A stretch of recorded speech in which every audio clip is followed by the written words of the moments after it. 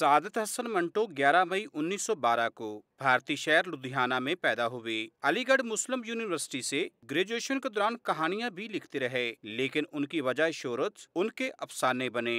मंटो ने अपनी तहरीरों में इनफरादी और इज्तिमाई बेहिसी और मुनाफकत का पर्दा चाक किया। सादत हसन मंटो ने तकसीम पाक हिंद के दौरान पेश आने वाले वाकयात को खूबसूरत अंदाज में पेश किया।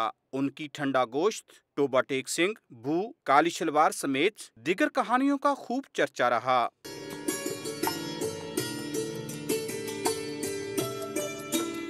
मंटो के अफसाने आज भी हमारे मुआशरे के तल्ख हक़ैक़ की अक्कासी करते हैं।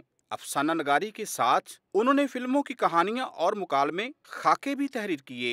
मंटो का नाम उनकी जिन्स नगारी और हिजरत के मौज़ूआत के हवाले से बहुत मशहूर है।